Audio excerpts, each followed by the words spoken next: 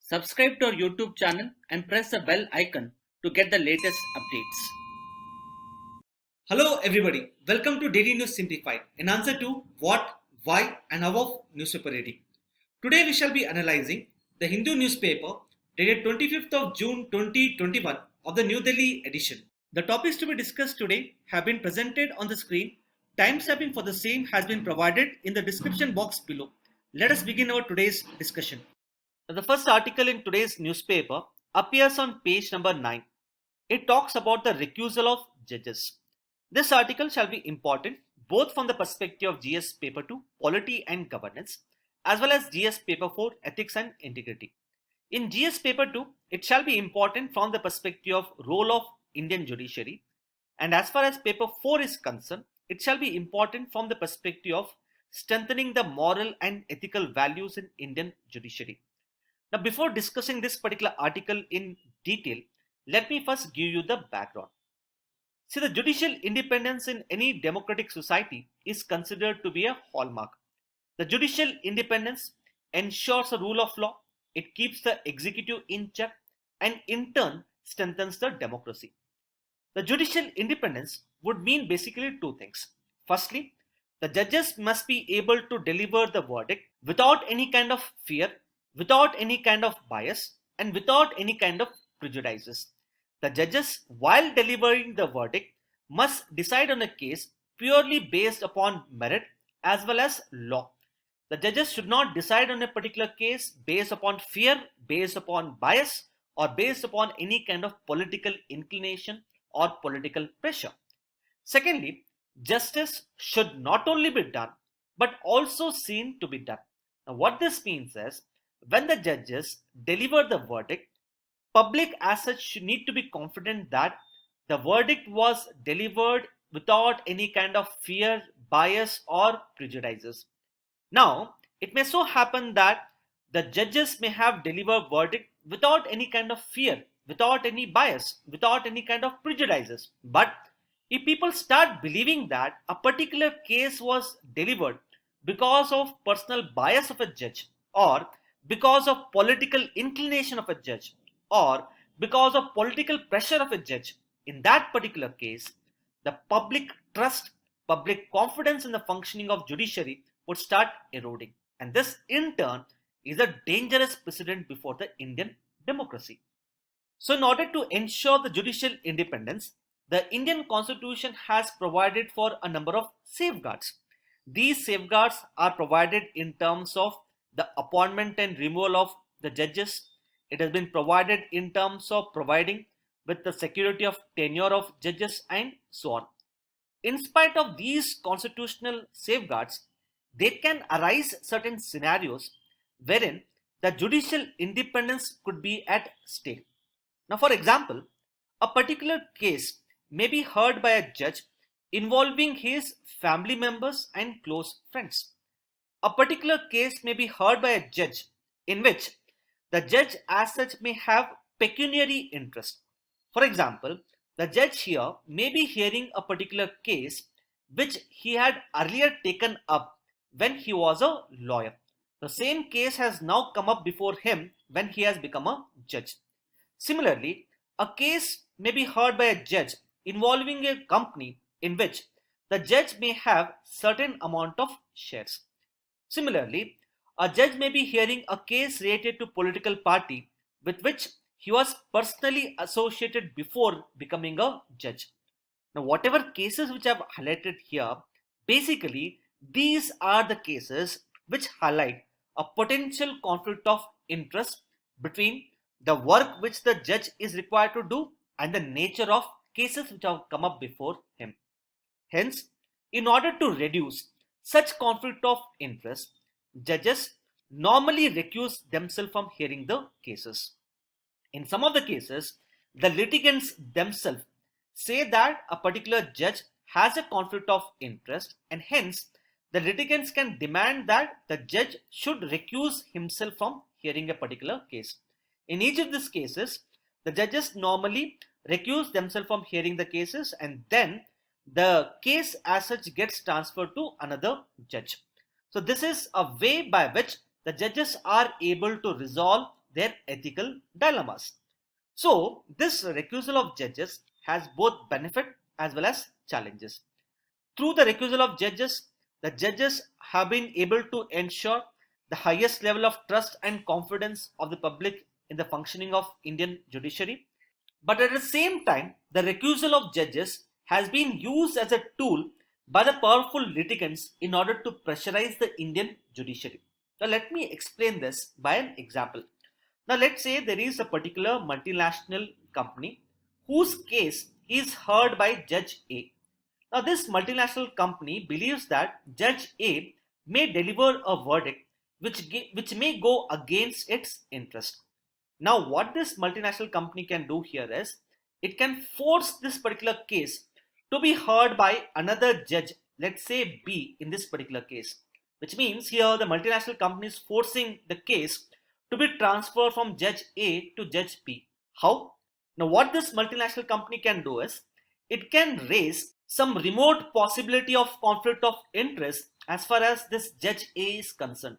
For example, the multinational company can say here that Judge A had taken up a case of a rival multinational company when he was a lawyer before becoming a judge. So here remotely it raises a possibility of conflict of interest, and in that case it may force this particular case to be transferred to Judge B. And we know that in case of India, the media is extremely powerful. The media is extremely strong. Not just that, the social media platforms such as WhatsApp have also become equally strong.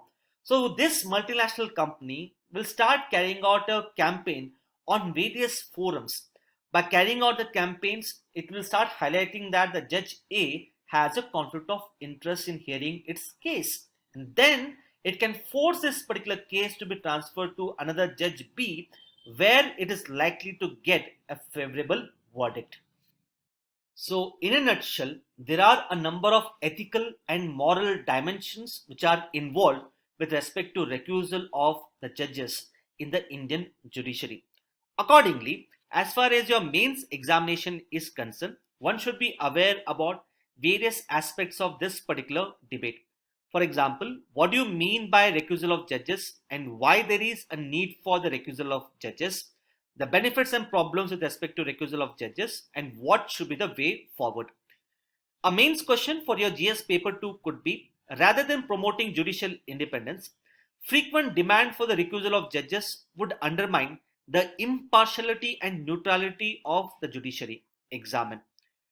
As far as GS paper 2 is concerned, a question here could be, bring out the ethical and moral dimensions in the recusal of judges in the Indian judiciary. How do you think the ethical dilemmas be resolved in such cases? Having discussed about the recusal of judges, let us now look into the benefits and problems. With respect to benefits, see, whenever the judges recuse themselves from hearing a particular case where there is a potential conflict of interest, such kind of recusal would benefit the judges, it would benefit the judiciary, and it is considered to be prudent even from a legal perspective as well. From the perspective of judges, the recusal of judges would enable them to resolve the ethical dilemmas and prevent any kind of conflict of interest. This in turn enables them to maintain highest level of intellectual integrity and prevents them from undue criticism. Nextly, it enables the Indian judiciary to have highest level of public trust and confidence. So if the public come to know that a particular judge has recused himself from hearing a particular case in order to avoid any kind of conflict of interest, automatically people's trust and confidence in the Indian judiciary would keep on improving.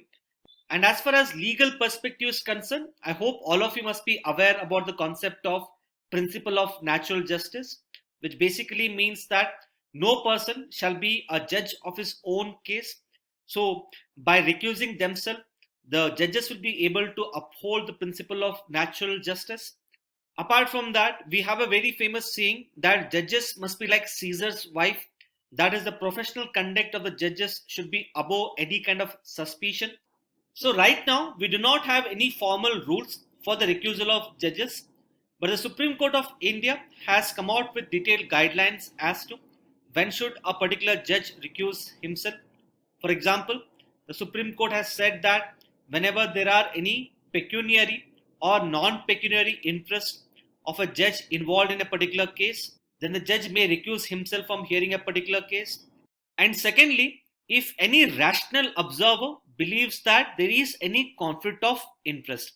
See, here we are talking about a rational observer. That is a person who applies his mind. That is a person whose thinking is based upon rationality.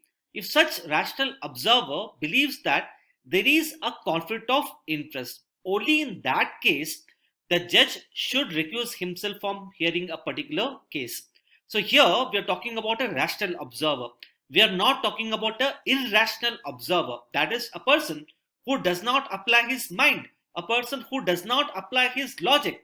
And in spite of that, such a person may believe that there is a conflict of interest. So here, the Supreme Court has said that do not worry about what irrational observers think. Worry about what rational observers think. And if any rational observer thinks that there is a conflict of interest, please recuse yourself from hearing a particular case. At the same time, as highlighted before, the recusal of judges has posed a number of challenges, wherein in some of the cases, undue pressure has been exerted by the powerful litigants. And if that keeps on happening, this is a very dangerous precedent before the Indian judiciary. In future, the Indian judiciary can succumb to the pressure, and this can have an adverse impact in the way the verdicts are delivered. That is, it can affect the neutrality and impartiality of the judiciary. Secondly, some of the legal experts have also pointed out that there is no need for the recusal of judges simply because the judges have the necessary intellectual as well as personal integrity to decide on the cases. So judges, irrespective of the fact that there is a conflict of interest, the judges will be able to deliver the verdict purely based upon merit. That is, they will be able to keep aside their personal biases, prejudices, and yet deliver verdict in an impartial and neutral manner. So they say that there is no need for the recusal of judges. So keeping in mind both benefits and challenges, let us understand as to how these ethical dilemmas be resolved. See, first and foremost, we have to understand that obviously scenarios could arise wherein the judges may have to recuse themselves. Obviously, the judges are in a position to apply their intellectual as well as personal integrity. But at the same time, as highlighted before, justice should not only be done, but also seen to be done. Hence, there is a need to provide for the recusal of judges. But we need to ensure that whenever the judges are recusing themselves from hearing a particular case, the judges must explain in writing as to why they are recusing themselves. So when the judges give in writing, or if they come up with a reasoned explanation as to why they are recusing themselves from hearing a particular case, the people's trust and confidence in the judiciary would grow even more. Secondly, we must encourage the judges to recuse themselves on a voluntary basis, and at the same time ensure that the judges do not succumb to the powerful and vested interest.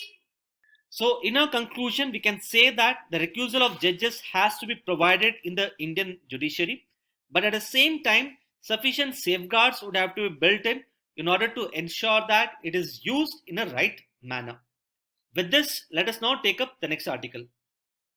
The next article appears on page number 6 in the form of a lead article. The article is titled as "The Rural Economy Can Jumpstart a Revival." This article shall be important from the perspective of GS Paper 3 Indian Economy. Recently, the National Statistical Office has released the GDP estimates for the financial year 2020-21. According to latest estimates, Indian economy has faced the worst economic recession for the first time in the last 41 years since 1979-1980. See, the Indian economy was facing the slowdown even prior to the COVID-19 pandemic. So what the COVID-19 pandemic has basically done is, it has further accentuated the economic slowdown. In this regard, the author of this particular article highlights that if the Indian economy has to have a revival, we first have to have an economic revival of the rural areas. In this regard, he has highlighted a number of problems in having the economic revival of the rural areas. For example, he has highlighted the problems with respect to agriculture sector, wherein he has highlighted that on one hand, there is an increase in the input prices of the agriculture sector. Predominantly prices of diesel, chemical fertilizers, etc. have increased. On the other hand, there has been a decline in the prices received by the farmers. Secondly, the non-farm sector in the rural areas is also having an adverse impact. This is predominantly because of the lower demand for goods within the Indian economy, which is in turn translating into the lower profits for the cottage-based industries located in the rural areas. Further, there has been a decline in the income levels, loss of jobs, livelihoods in the rural areas. And amidst all of this, the amount of government support for the rural areas, according to author, is also lower. For example, he has highlighted that the amount of money which the government has allocated for the MG Narega, it is not commensurate with the demand for the jobs in the rural areas. Now, this is what he has highlighted. But we would have to convert this particular article into UPSC centric article. Basically, we need to understand about the structural transformation that has been taking place in the rural areas since 1970s and how we can optimally utilize this structural transformation, for which you have to understand the concept of the secondary agriculture.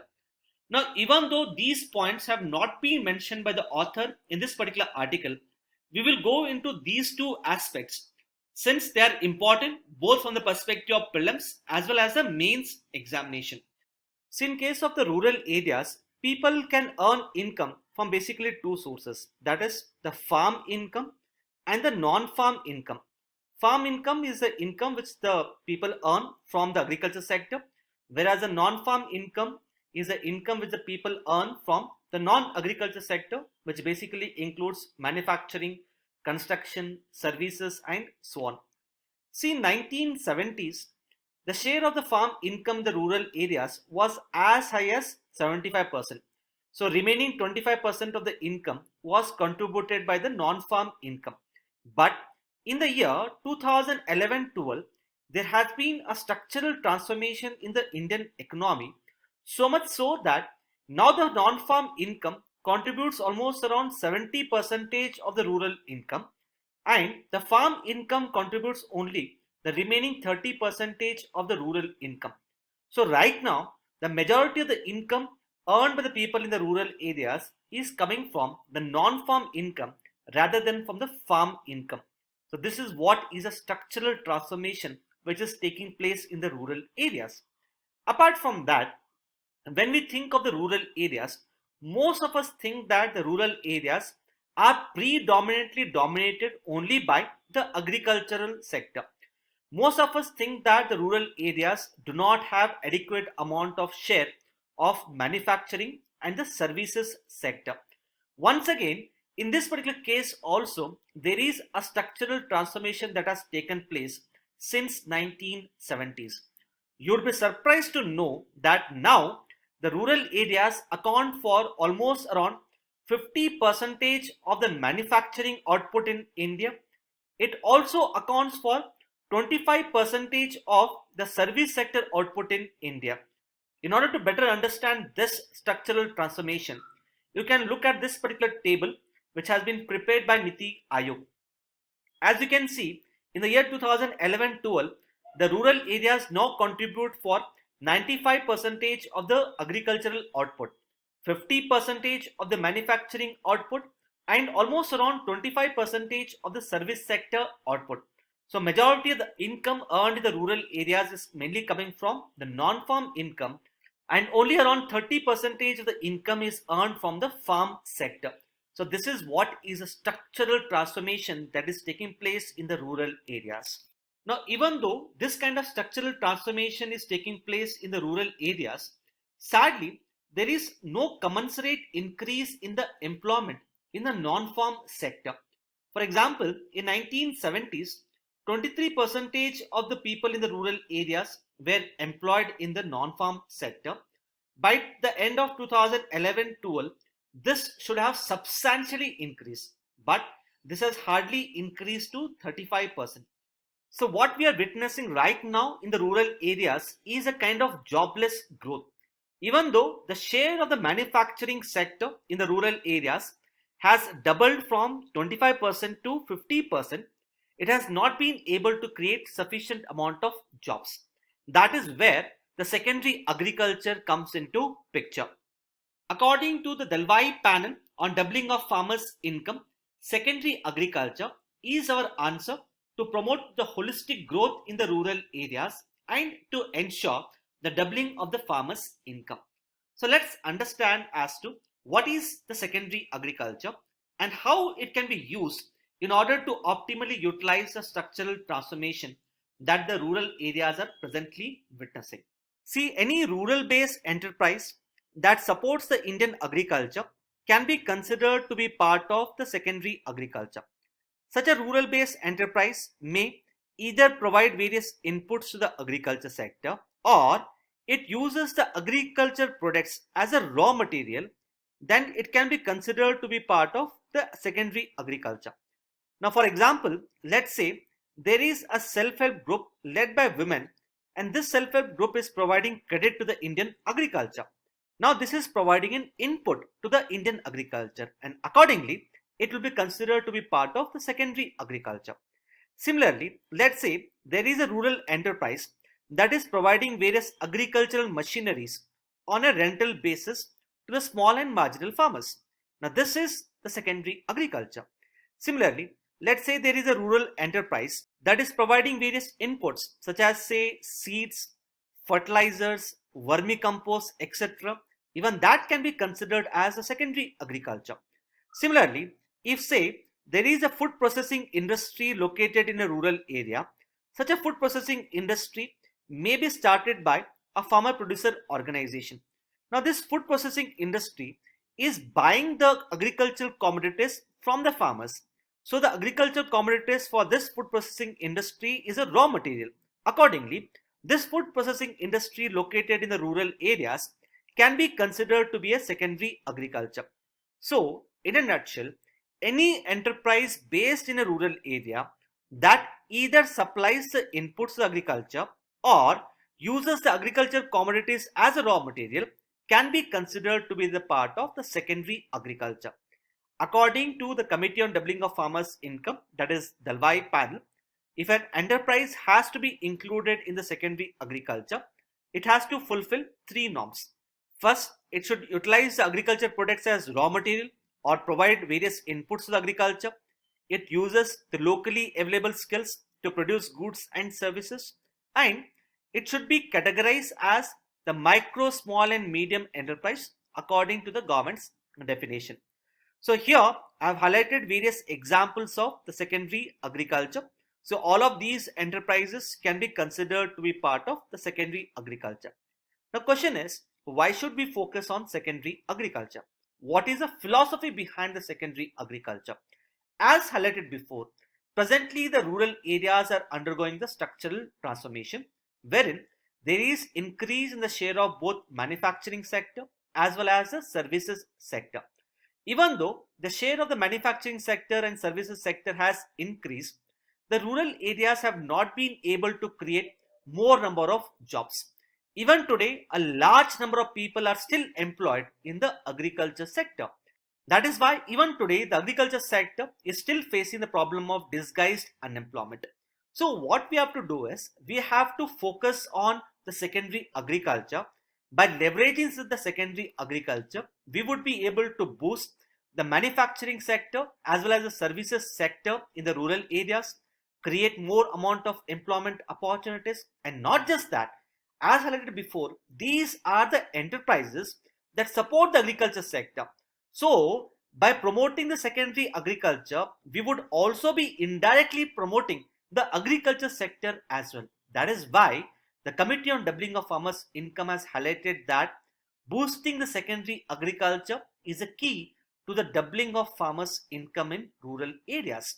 If you have to boost the farmers' income, if you have to double the farmers' income, we would have to focus more on secondary agriculture. So the benefits of the secondary agriculture include, first and foremost, It will help us in holistic development of the rural areas. So right now the rural areas are predominantly considered as the consumers of final goods and services. If you give a thrust to secondary agriculture, the rural areas from being the consumer of goods and services, they will transform into the producer of goods and services. This will lead to increase in the income levels of the people. The increase in the income levels of the people will lead to the reduction in the poverty levels, and thus we will be able to promote the inclusive growth and development. We will also be able to optimally utilize land, labor in the rural areas. We will be able to promote the development of agriculture sector. And lastly, the government of India has been focusing on Startup India. The question is, why should the Startup India be confined only to the urban areas? By focusing on secondary agriculture, we can replicate the Startup India even at the village level as well. So question is, how can we give a thrust to the secondary agriculture? First and foremost, some of the activities in the secondary agriculture have to be explicitly recognized as the priority sector activities. Accordingly, the bank loans to such activities would have to be categorized as the priority sector loans. Now, for example, if there is an enterprise in the rural area that is providing various agriculture machineries on rental basis, the loans given by a bank to such rural enterprise, they should be treated as the priority sector loans. Similarly, the bank loans to the enterprises in the rural areas that are disseminating information, such loans should also be treated as the priority sector loans. Secondly, if you have to give a boost to secondary agriculture, we need to provide the necessary skill set to the people in the rural areas. Now, for example, a farmer producer organization in the rural areas, if it has to diversify towards the food processing, the farmers as such needs to have the requisite skill set in order to undertake the food processing. So there is a need to focus on the skilling of the people in the rural areas. We need to provide for the specialized extension services for the enterprises. Extension services here would mean that we would have to provide the necessary hand-holding support to the enterprise in the rural areas, provide with the necessary information, provide them with the necessary credit, help them get the necessary clearances and so on. We have to focus more upon the electrification of the rural areas. Nextly, we need to ensure that the enterprises in the secondary agriculture are able to avail the benefits under various central sector and centrally sponsored schemes. And lastly, some of the commodities which are manufactured by the enterprises in the secondary agriculture, we need to identify these commodities and provide them with a geographical indication tag. Now, for example, let's say there is a particular food processing industry in a rural area, and that food processing industry is manufacturing a particular processed food which is considered to be famous throughout India. Now we need to identify such processed foods and give them the GI tag so that the demand for such processed foods increase throughout India. Now coming to a main question for the practice from this particular topic, the question here is, what do you mean by the secondary agriculture? Discuss as to how the focus on the secondary agriculture would bring about the income opportunity and growth to the rural economy. Now let's say this particular question has been asked for 10 marks and you are required to write the answer in 150 words. So let's understand as to how you can structure this particular answer. See, the introduction to this particular answer is pretty straightforward. In the introduction, you would have to address the demand of the first part of the question, that is the definition of the secondary agriculture. In the body of the answer, here you are required to highlight as to how the focus on the secondary agriculture would bring about the development in the rural areas. But here, you cannot directly go and write about the benefits of the secondary agriculture. Here, there needs to be a logical correlation between the definition of the secondary agriculture, which you have written in the introduction, and the benefits of the secondary agriculture, which you are required to write in the body. And how do you link these two? These two can be linked by highlighting the basic philosophy behind the secondary agriculture. So as you can see in the introduction, you can write the definition of the secondary agriculture. In the body, you can start off with the basic philosophy of the secondary agriculture, and then you can write the benefits. So you have linked the definition of secondary agriculture with the benefits. And lastly, in your conclusion, you can give certain suggestions to boost the secondary agriculture. For example, you can write some of the suggestions that special support has to be given to the secondary agriculture in the form of the priority sector status, benefits under the government schemes, giving of GI tax, and setting up of a dedicated division within the agricultural ministry. So this is how you can write an answer to this particular question. With this, let us now take up the next article. Now this particular article appears on page number 12. The article is titled as Ensure the GST cuts reach the users.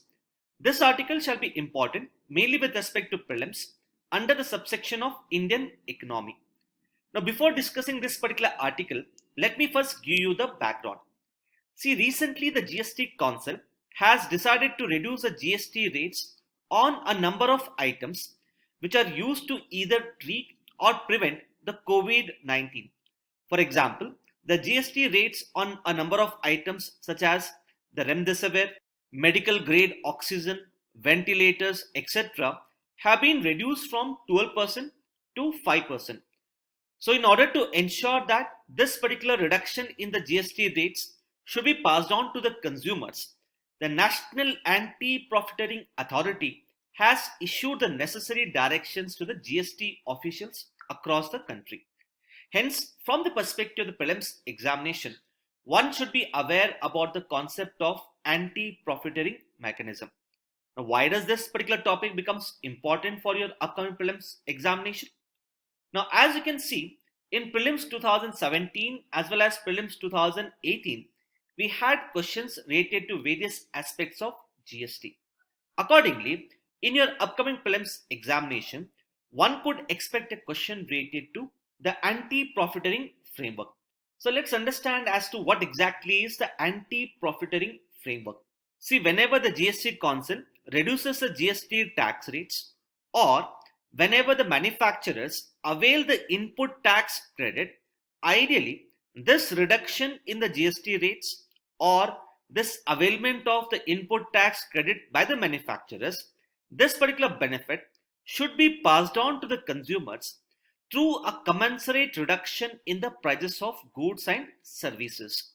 So, if the manufacturers do not reduce the prices of goods and services, and if they continue to sell the goods and services at the same price, then whatever profits which they are gaining here, that can be considered to be a kind of illegal profiteering.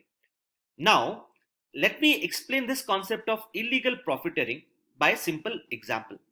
Now, let's say there is a particular company which is manufacturing the chips. Now, let's say on these chips, the GST Council has imposed a GST tax rate of 12%, and later this GST rate has got reduced from 12% to say 5%. So there is a reduction in the GST tax rates by 7% on the chips. Accordingly, this chip manufacturing company should reduce the prices of chips by 7%. Now, for example, let's say earlier a chips manufacturing company was selling 100 grams of chips at say rupees 100. This is just an example. Later, when the GST rate has got reduced from 12% to 5%, this 100 gram worth chips should now be sold at rupees 93. That is, here the rate of chips should be reduced by rupees 7. That is, it should be reduced by 7%. And if it does not do it, and if it continues to sell the chips at rupees 100, then it will be considered as illegal profiteering. In order to check the illegal profiteering, the Central GST Act has empowered the central government to set up the National Anti-Profiteering Authority. So the National Anti-Profiteering Authority basically ensures that whenever the GST Council reduces the GST rates, or whenever the manufacturers avail the input tax credit, this particular benefit should be passed on to the consumers through a commensurate reduction in the prices. If a particular company does not reduce the prices of goods and services, then the National Anti-Profiteering Authority can take a number of actions. For example, it can issue directions to the company to reduce the prices of goods and services.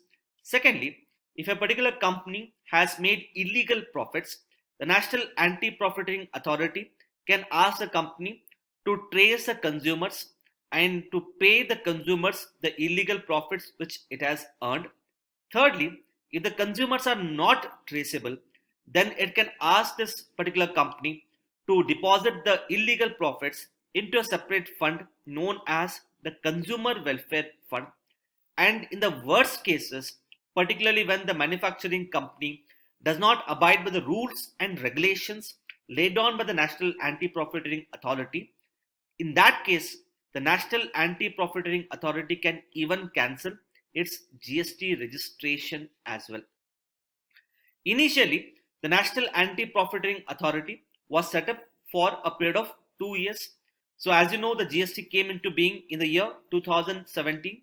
So its tenure was until 2019.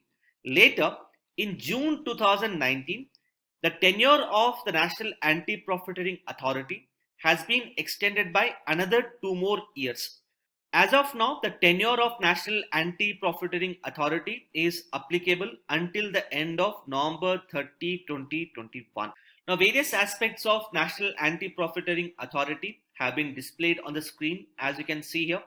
Here I have basically discussed as to what exactly is anti-profiteering, what are the powers of National Anti-Profiteering Authority, the tenure of National Anti-Profiteering Authority, and as I said, the National Anti-Profiteering Authority has been set up under the provisions of the Central GST Act. Moreover, apart from the National Anti-Profiteering Authority, we do have 2 more institutional mechanisms which deal with the anti-profiteering framework. One is the Directorate General of Anti-Profiteering, and next one is the State Level Screening Committee and the Standing Committee. But the highest authority to decide on the anti-profiteering mechanism happens to be the National Anti-Profiteering Authority. Now, one of the biggest flaw with respect to the anti-profiteering mechanism is that a company has a limited scope or limited avenues for passing on the benefit to the consumers. So whenever the GST Council reduces the GST rates, or if a company avails the input tax credit, then the only way for the company to pass on the benefit to the consumer is through a commensurate reduction in the prices.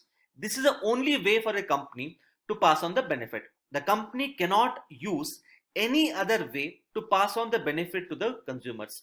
Now, for example, let's say the GST Council has reduced the GST rates on the chips from 12% to 5%. Then in this particular case, the chip manufacturing company must compulsorily reduce the price of the chips by 7 rupees. That is from rupees 100 to rupees 93.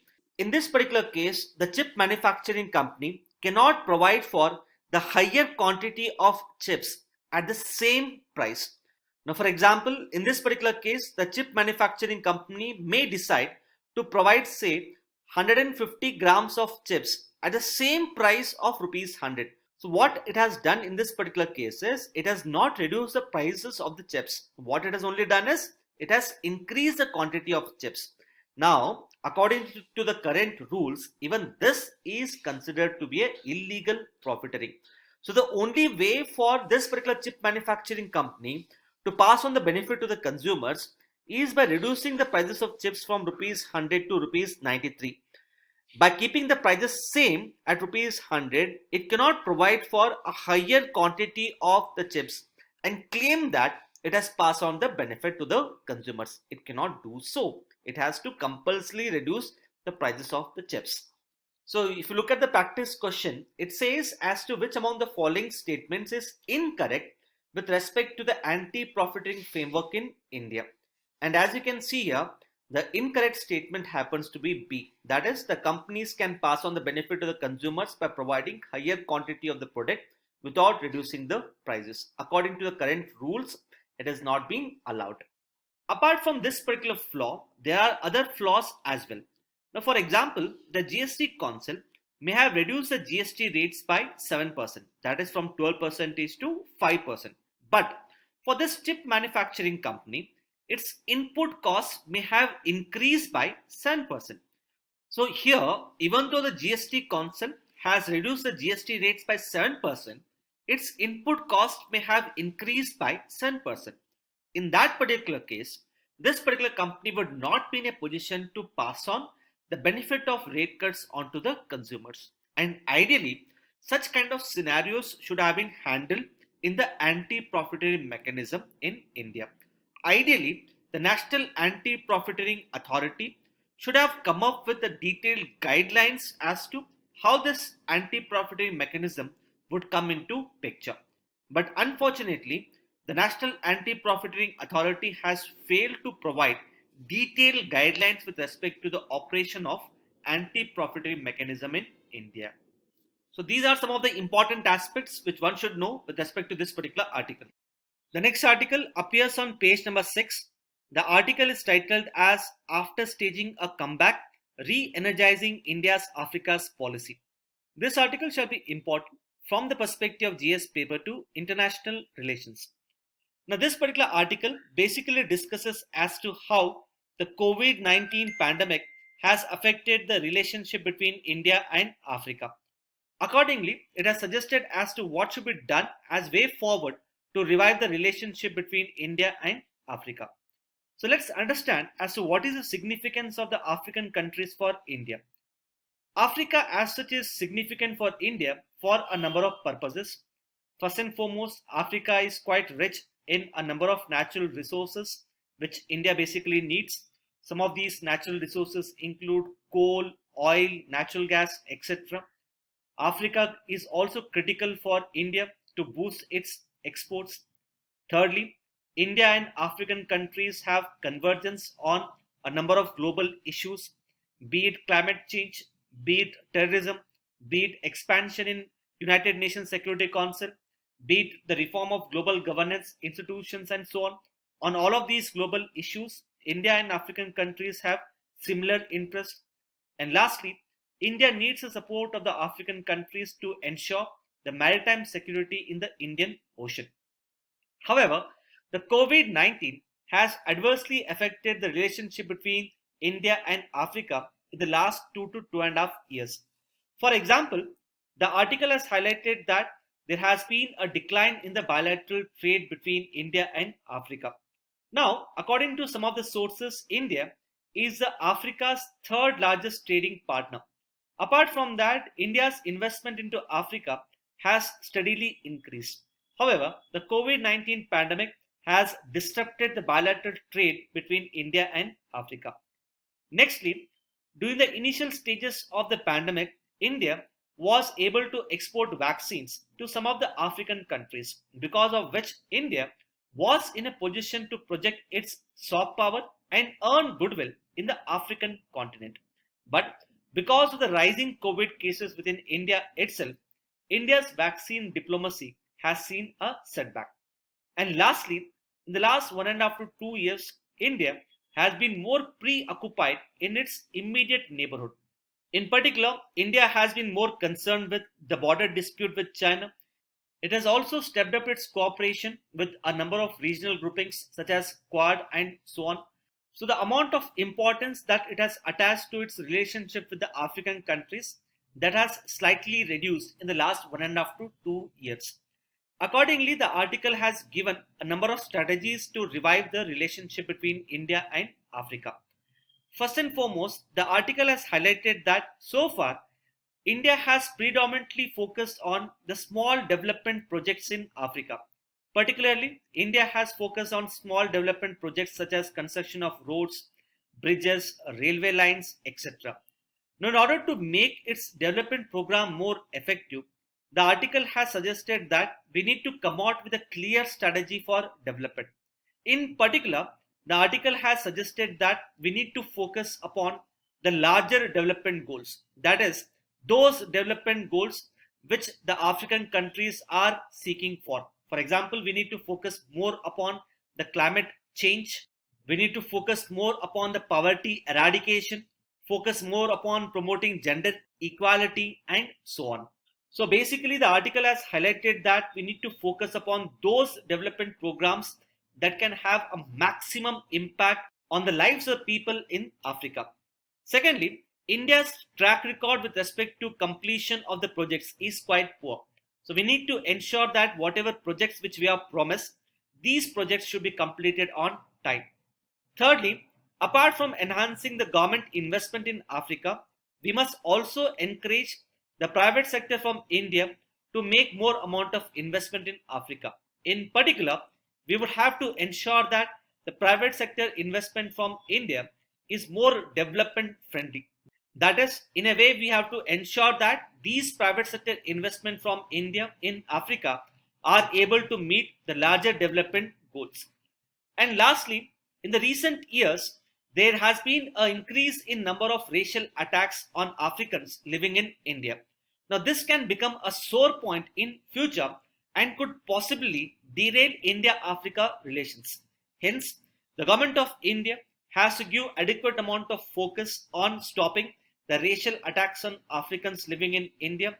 We need to ensure that their experience of living in India has to substantially increase. Now, these are some of the strategies which have been highlighted in this particular article. With this, let us now take up the next article. The next article appears on page number 11.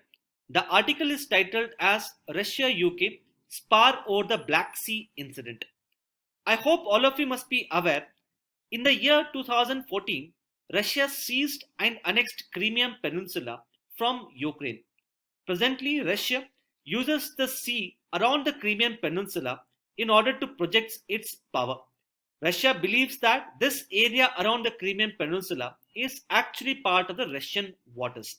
So, all this while, Russia has been using the Black Sea in order to project its power in the Mediterranean region.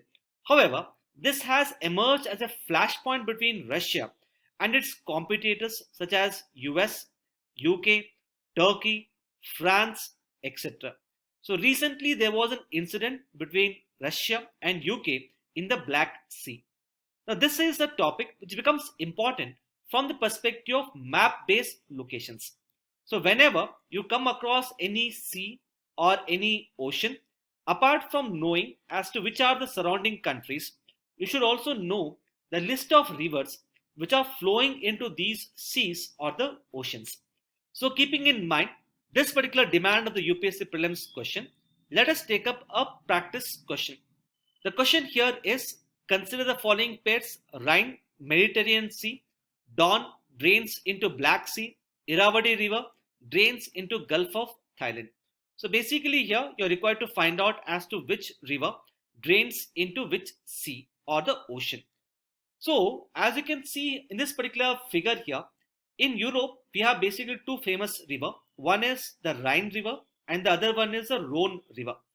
As you can see, the Rhine River is flowing northwards and it flows into the North Sea, whereas the Rhone River, it flows southwards and drains into the Mediterranean Sea.